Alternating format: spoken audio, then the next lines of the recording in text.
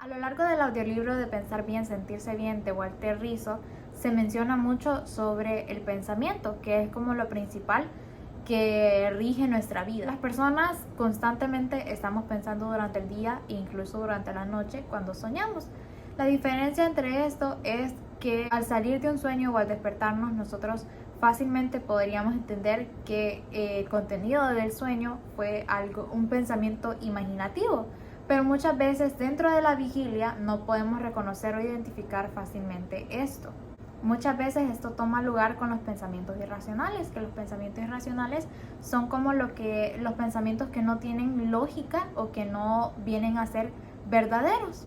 Se considera que la mente humana es una moneda de dos caras o un arma de doble filo. ¿Por qué? Porque así como puede ayudarnos a autoobservarnos, a poder reflexionar sobre nosotros mismos, darnos cuenta de nuestros errores y poder desaprender para poder aprender, también puede ser algo que influya para no lograr atravesar una situación difícil.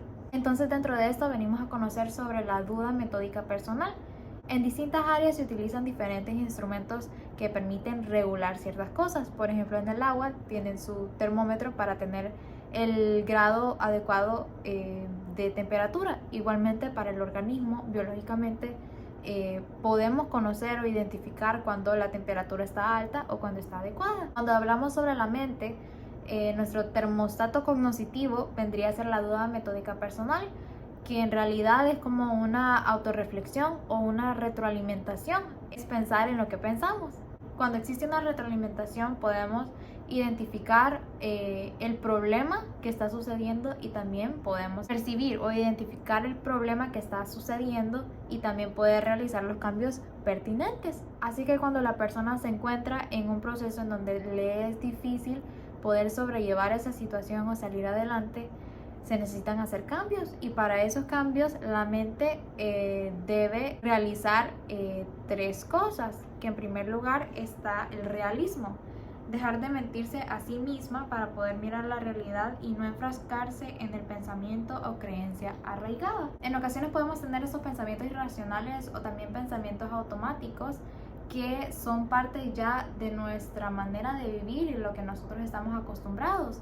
Cuando nos enfrentamos a una situación que enciende nuestras alarmas, podemos tener pensamientos irracionales, y aquí es donde nosotros debemos ver la realidad por lo que es, detenernos, separar un poquito nuestros pensamientos automáticos y poder entender o comprender lo que está sucediendo frente a nosotros y la situación como tal. En segundo lugar, se menciona la humildad, que es aprender a perder, reconocer las bajas que se han experimentado y reconocer que aunque sucedieron, el mejorar es una decisión, que muchas veces este punto es un poquito complicado, pero es en donde nos damos cuenta que si bien tal vez hemos fallado muchas veces intentando sobrellevar la situación, los errores o las fallas son parte de la vida, pero está en nosotros el poder avanzar y querer avanzar dentro de esa situación. El tercer punto es sabiduría, aprender a discriminar cuando una acción se justifica actuar y cuando no.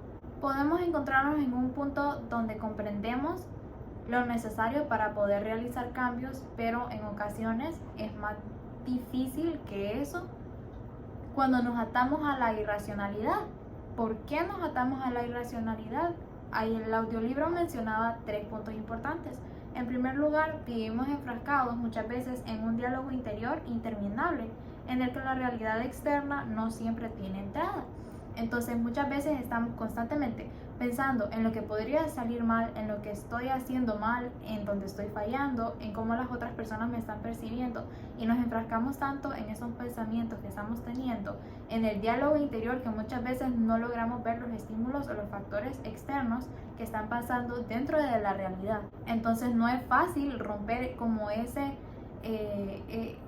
costumbre de pensar y no ver la realidad que está pasando frente a nuestros ojos. En segundo lugar está el conformismo. Muchas personas al pasar por situaciones bastante complicadas se conforman o se acomodan a esa manera de vivir, tal vez porque de esa manera es más sencillo atravesar lo que están atravesando. Y también se menciona que el crecimiento también se vincula a un grado de sufrimiento y que el hacer o realizar cambios es algo incómodo para el ser humano.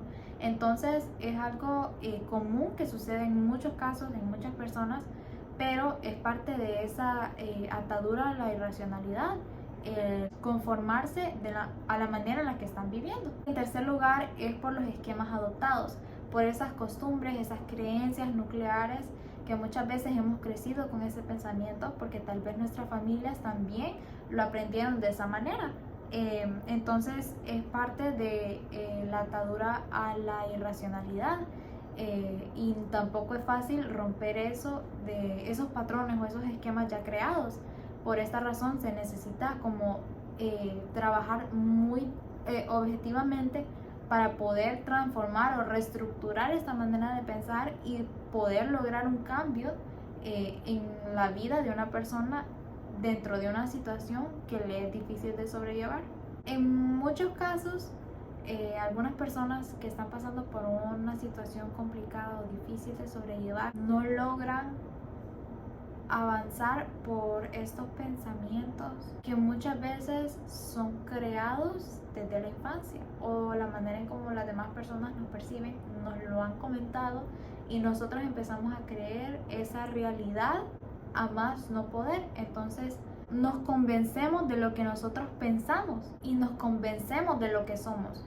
En realidad se trata bastante de cambiar ese esquema o esos patrones para que cuando nos encontremos en una situación similar podamos tener un cambio en ese esquema y ya no pensar automáticamente algo que en el pasado venía a mi mente, pensamientos de incapacidad, de inseguridad, de todas estas cuestiones que cargamos muchas veces desde la infancia.